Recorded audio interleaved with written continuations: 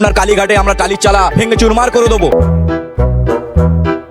SIR নিয়ে যারা বলেছিলেন কাগজ আমরা দেখাবো না, তারাও এই মুহূর্তে কাগজ দেখাতে বাধ্য হচ্ছেন। এই বাংলায় এসআইআর হচ্ছে, এসআইআর নিয়ে কোনো মুসলিমদের সমস্যা নেই এবং হিন্দুদের সমস্যা নেই, দেবো না। আর বাংলাদেশের যারা থাকে তাদেরকে লড়িতে ভরে আমরা ইউনিট সরকারের বাড়িতে দিয়ে আসবো, দায়িত্ব নিয়ে বলছি জাকির হোসেন। বলছি আপনি মুসলিম, আপনার এসআইআর সমস্যা নেই? একদমই সমস্যা নেই, আমি ভারতীয় মুসলিম, আমার কাছে সমস্ত ডকুমেন্টস আছে, আমার কোনো সমস্যা নেই। আমার এই দেশের জন্ম, এই দেশে আমি জন্ম হয়েছি, আমার কোনো সমস্যা নেই এবং ভারতীয় মুসলমানদের কোনো সমস্যা নেই এসআইআর নিয়ে। বলছি তাহলে তো কথা আছে যে যারা মুসলিম তাদের তাড়িয়ে দেওয়া হবে। এটা মমতা ব্যানার্জি বলছে। তাহলে যদি সমস্যা হয়ে থাকে তাহলে ফিরোজ বাবুকে তাড়িয়ে দিন। ফিরোজ বাবু মিনি পাকিস্তান চায়। মমতা ব্যানার্জি বলে আমি এই দেশে, আমার অত পছন্দ হয় না, আমি বাংলাদেশ থাকতে চাই। তাহলে মমতা ব্যানার্জি কে ফিরোজ হাকিমকে দুজনকে নিয়ে আমরা বাংলাদেশে দিয়ে যাচ্ছি ইউনিট সরকারের হাতে। এই দেশীয় মুসলমানদের কোনো সমস্যা নেই। আমি বারংবার অনেক নিউজে বলেছি, মুসলমান যারা আছেন এখানে, আমাদের রাষ্ট্রবাদী দেশের মুসলমান, তাদের কোনো সমস্যা নেই, এখানে সমস্যা থাকতে পারেন না।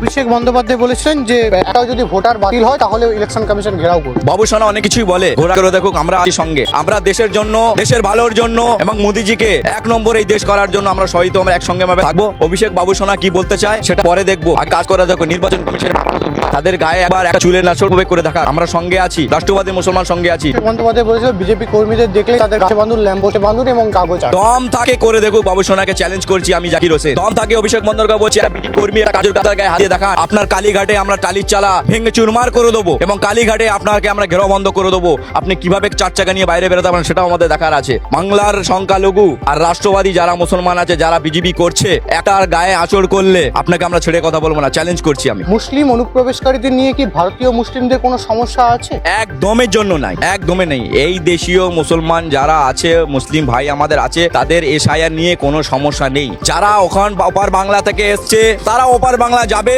যদি না যায় দায়িত্ব নিয়ে আমরা পাঠিয়ে দেবো। আমাদের এখানে ভারতীয় মুসলমানদের কোনো সমস্যা নেই এসআইআর নিয়ে। খেলা হবে, বাবু সোনাকে খেলা দেখাবো। এবারে খেলা চলছে 2026-এ মমতা ব্যানার্জি বিশ্ব তলোয়ার নয় কলম ধরবেন? 200% কলম ধরবো, এক হাতে কলম ধরবো, এক হাতে কম্পিউটার ধরবো। আমাদের পশ্চিমবাংলার মমতা ব্যানার্জি যেটা করিয়েছে, 2011 সালে তরোয়াল ধরিয়েছে, পাথর মারা শিখিয়েছে, ক্রিমিনাল বানিয়েছে, বন্দুক ধরা শিখিয়েছে, জেলের ঘানি খাটিয়েছেন। আমরা কিন্তু সেটা বিজেপি সরকার আসলে আমরা চাইবো যে ছোট ছোট শিশুরা আমরা সকলে মিলে কাজকর্মের মনোমান দেখবো, আমরা কলম ধরবো, আমরা বই ধরবো, আমরা কম্পিউটার ধরবো, আমরা এসআই হবো, আমরা সমস্ত কিছু এসপি হবো, তাদের সমস্ত একেবারে উন্নতির জায়গায় যাবে, এটা আমরা চাই। ভারতীয় মুসলমানদের কোনো সমস্যা নেই, বিজেপি সরকার আছে, আসবে। মমতা ব্যানার্জি 2026 বিসর্জন হচ্ছে।